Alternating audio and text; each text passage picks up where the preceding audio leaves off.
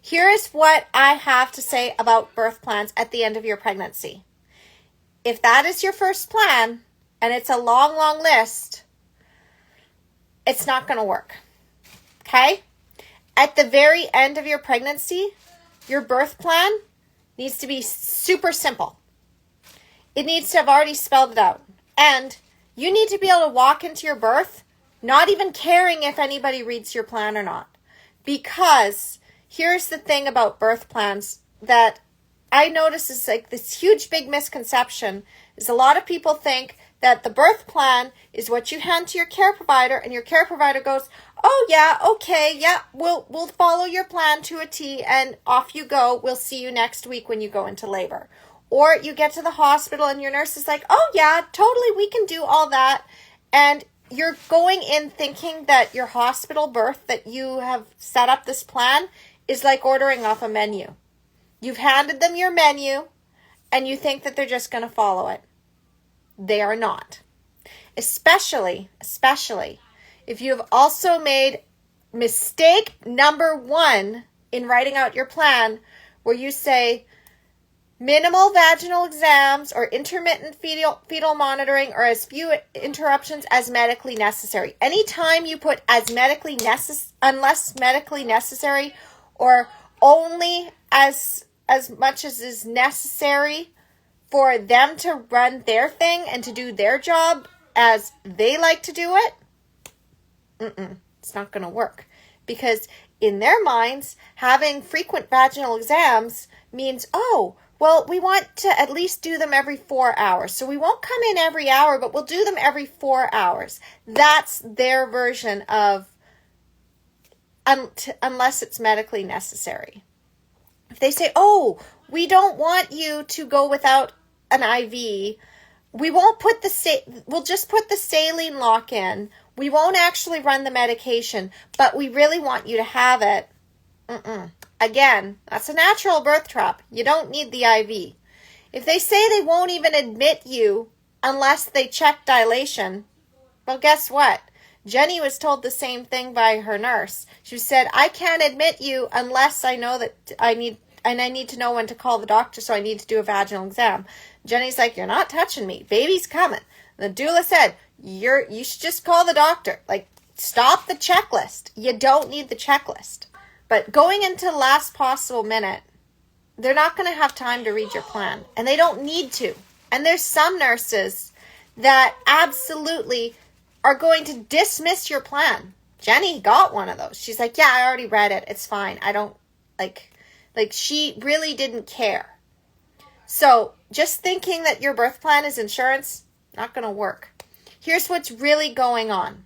When you are writing a birth plan and you are overthinking it, there are 5 things, maybe one of them or maybe all of them are the real issue here. Number 1, you haven't gotten past your fear. You are still deep in fear. You are using your birth plan as an excuse and as a way to try to create an insurance plan to protect you. Your birth plan will not do that. It is not that powerful. Trust me, it's just not. What Jenny had said to me by the end of her pregnancy, and what all of my clients say to me is, I noticed something in creating the birth plan at the beginning of pregnancy. I noticed that this whole birth plan thing it's not the plan. And it's not even the backup plans. It's just getting that confidence. And I'm like, there you go. So this is why I say to create your birth plan at the beginning, because it allows you to process through all of those fears and all of those things that you don't want, so then you can focus on what you do want. You create your birth vision. You become super confident so that it doesn't matter. You're like, you know what? I'm about ready to have this baby. I have absolutely no fear whatsoever. I know that no matter what happens, I'm going to be able to do number 2. And number 2 is recognizing that your body is going to do this with or without permission. That's what it's designed to do. So if you are still in your overthinking brain trying to work through what to put in your birth plan to have a natural birth, then that means You've got the wrong birth education. You're still going by the textbook. You're still going by the idea that there's going to be dilation that's going to happen at a certain point. Or you're going by the idea that you're going to go into labor at X number of hours and then you're going to have this much longer to get transition, and that you're fearing now that you're going to fail to progress. You think that you need vaginal exams because you need to assess progress. You see where I'm going with this. So you're not trusting your body to just do what it needs to do in its own time. And maybe that means you don't go into labor at 40 weeks. Maybe it means you go in at 42 weeks. But if you are clear on that your body is going to do this with or without permission, this gives you power. Okay? I am all about empowered birth. And the reason for that is because the medical system is going to look at you and pathologize your birth no matter what happens. It's what they do. So if you are already confident and thinking, I know how my body's going to work. My body is just going to work. I don't need anybody to tell me that my body is not showing signs of labor progress. I don't care. I could go into labor tomorrow. I could go into labor in an hour. It doesn't matter. My body will do this when it's ready, and I don't have to worry. I don't have to take on that fear from the medical system. Number 3, you know where I'm going with this. These are the 5 elements, the 5 pillars of empowered birth. But number 3, if you don't feel confident and you're creating your birth plan and you're agonizing over how to create this plan and what to put in it to make sure that you protect yourself, you're in the wrong environment too. You're birthing in the wrong environment. If you think that the hospital is just going to do their thing and that this plan is going to stop them from doing their thing, you're fooling yourself. You really are. Because how many times do people bring in these beautiful birth plans and have them just tossed out the window? The medical staff, if they are in an environment that they just don't care and don't know how to facilitate physiological birth, guess what? It doesn't matter how beautiful your plan is, how carefully thought out it is. You're in an unsafe environment. So how do you make it safe? You again have to have the confidence to know that even if you go into this volatile environment, that you have enough protection around you, if this is your only option, that they can protect you. Because one of my clients was in an incredibly hostile and volatile place, and she managed to still have a vaginal birth after 3 previous C-sections. She did it. And they didn't want to give her that VBAC. They said, no, you need to have a C-section. We've never done this before. But she was so confident in being able to do this, her partner was not even able to be with her the whole time, so she couldn't even have that advocate. But she was still so confident in her body by the time after we'd finished working together for 6 weeks that she was like, you know what? I'm just going to do this. I am not having a C-section. Yeah, maybe I want the epidural because at this point I can't take this pain anymore. But I'm choosing the epidural. It's not that I have no choice. It's I am choosing this because I know what it was like when I was at home. She transferred from a home birth and she recognized that that's what she needed to relax. It was the right choice for her. Empowered birth isn't just about having a completely natural birth. That's what we aim for. But ultimately, it is your decision when to call an intervention. So if you're in an unsafe environment, or you're thinking that you're going into an unsafe environment, and you're thinking to yourself, I have to go in at the last possible minute to feel safe to birth in this hospital because I really don't feel safe. That's your intuition tipping you off that that place is not safe. Hey, there's no shame in choosing to stay home and change your mind and be like, you know what? I'm just going to stay home. I'm going to see how it goes. And then if I need to go to the hospital, I will. If I want them to come to me, I will. But ultimately, this is what feels right to me.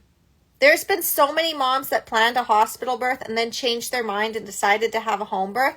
This is also why it's really good to have a midwife, because they can at least attend you at home. So then you're not having to deal with some paramedic who's never actually attended a physiological birth in their life, and they'll panic and they'll try to get you to go to the hospital. So having the midwife is really good insurance. If you can get a midwife, that's power. But let's now get into number 4, why you're overthinking your birth plan and you're waiting till the last minute in your pregnancy. One of the things that I talked about in previous videos is how to use your birth plan to hire your care provider. So if you're writing it at the end of your pregnancy, you have already missed one of the crucial steps that comes with planning your empowered birth.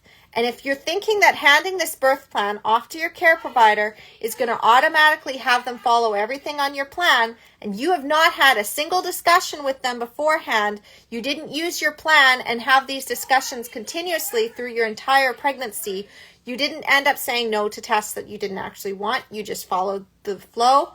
You didn't question some things that they said. You didn't bring up possible scenarios of what you wanted in certain cases to work through your own fears.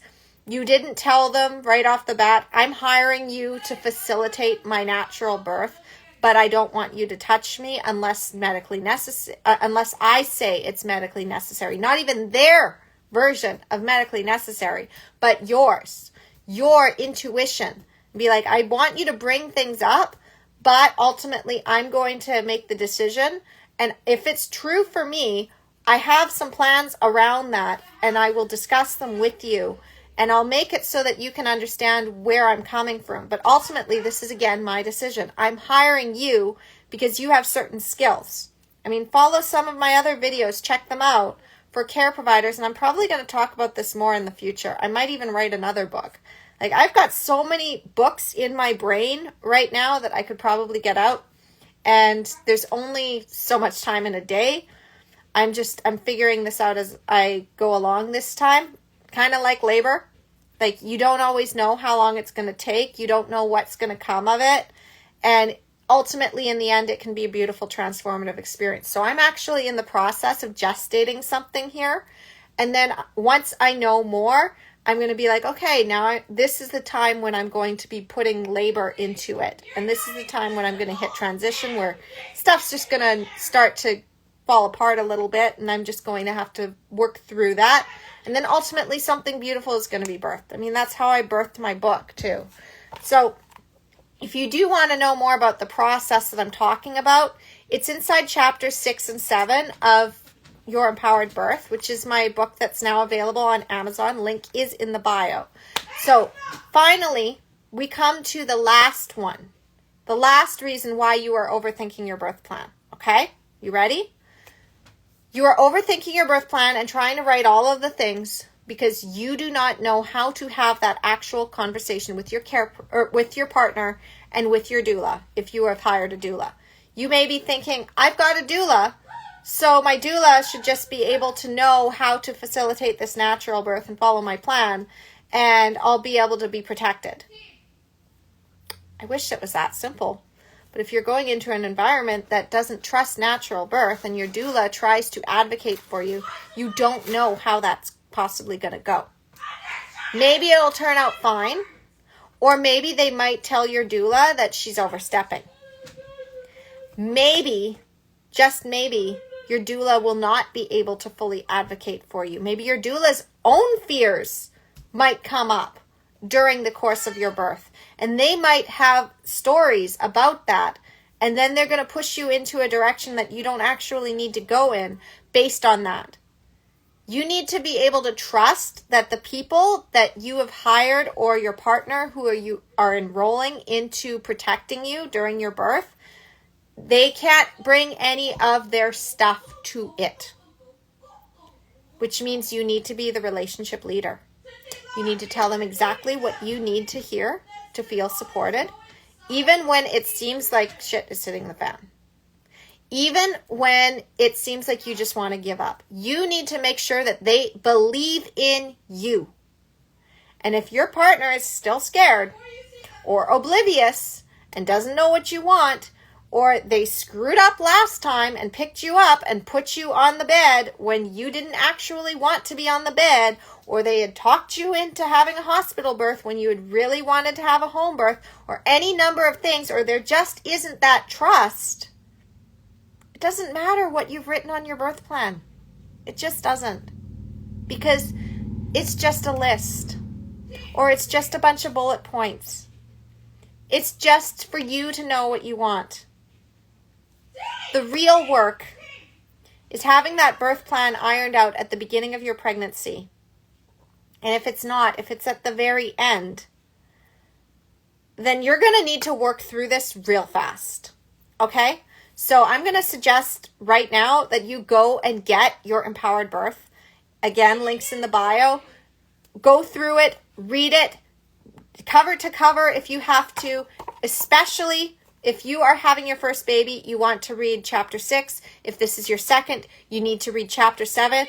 You don't even have to read the beginning of the book if you really need, if you're pressed for time, read the last 3 chapters, the one where it's basically telling you about the 5 pillars. You've already followed me for a while. You know what the 5 pillars are. You know how this works. Skip right to chapter 6 and chapter 7. Do all of the exercises and work through that and do it as quickly as possible. Get my birth plan mini course that is available as a bonus with this book. The URL is inside of this book too, so you'll know where you can get that bonus. It will walk you through how to create a birth plan in 5 days or less. You can binge watch those videos if you really want to. Just send me a quick email and say, hey, I know that it's only being dropped in 1 day at a time, and I know you have a system for that, but I am really pressed for time and I need to just binge those videos. You send me that email, and then I will send it back to you, and I will say, here's the whole video set. You don't even have to wait. It's right here. And you'll get to watch the whole thing all at once. You'll be able to work through it. And then what you're going to be able to have is an ironclad birth plan that works for you. It's going to have the bullet points. Jenny is actually a designer. So she created her birth plan with the way of making it so idiot-proof that all the nurse had to do was read the bullet points on one side, and then all of the other stuff she just ignored completely. And it was almost as simple as mine. My birth plan, my backup birth plan, if I ended up having to go to the hospital, was very simple. You want to know what it said? Okay, here is what to say in your hospital birth plan if you want to have a completely hands-off natural birth. Ready? Hands off unless I call in your assistance. I mean, they can't exactly mess up that one, right? All you're doing is showing up. You are choosing your position. You are choosing intuitively how you're going to move. You are saying no to every single one of their checklist items. You've only chosen that hospital because if maybe something happens, you want to have reinforcements in. Yeah, right? But do you really need them to control your birth? No. No, you do not need them to control your birth. You're not having a medicalized birth.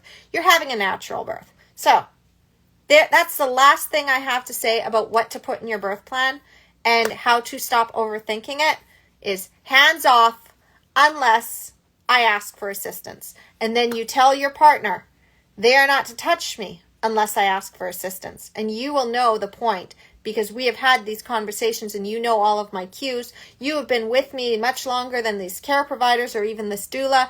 You know when I'm serious because we have that kind of relationship. And your doula is going to know because you're going to have those conversations with them as well. You're going to be like, okay, at this point, if I say this, or if I start like this is the point where I'm going to need you to step in. Or, hey, my partner is kind of a little freaked out.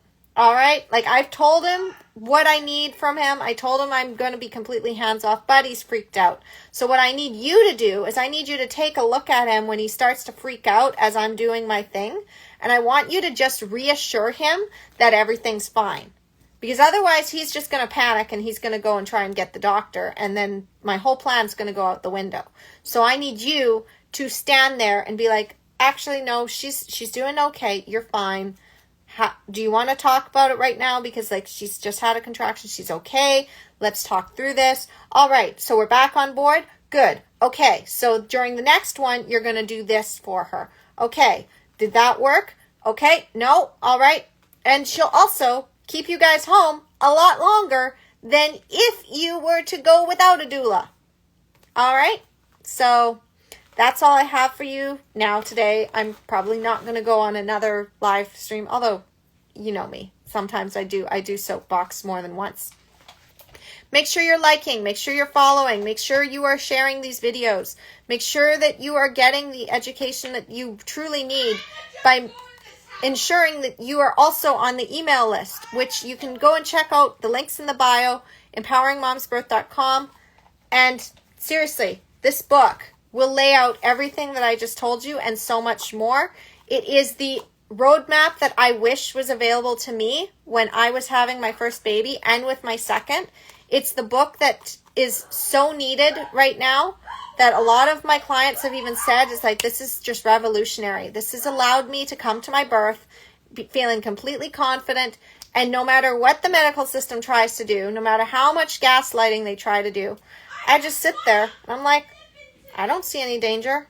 I'm not doing this. That's great. Okay, yeah, I understand that you have a checklist. I'm just going to say, it's like, you don't worry about the checklists. You don't have to follow the checklists. You don't have to worry about overthinking your birth plan. It can be super simple. And it can even be a few words on a page. It can just be you telling your care provider, I'm going to show up and I'm just going to birth. And if I need you, I'll call you in. Or you say to your midwife if you're having a home birth, look, I'm planning to just labor and I'll call you if I need you. But ultimately, I'm going to do most of this myself. I've got the support that I need. And then that keeps them off the hook too. Because especially in Canada, if your midwife is called to a home birth and it's too early, and I learned this the hard way, they put you on the clock at the hospital and they're still being scrutinized heavily. So you got to shut that clock off. You've got to get rid of that. You go to the hospital at the last possible minute, they can't put you on the clock. You go and call your midwife at the last possible minute, they can't put you on the clock. But if you keep following the system, they put you on a clock, they pathologize your birth, they keep trying to pressure you, they keep trying to do their checklist, they keep trying to control, and you end up having to fight, beg, or compromise. And I'm not about fighting, begging, or compromising. I'm about you getting the birth you want, feeling empowered, not disempowered. All right. I'll talk to you soon. Bye.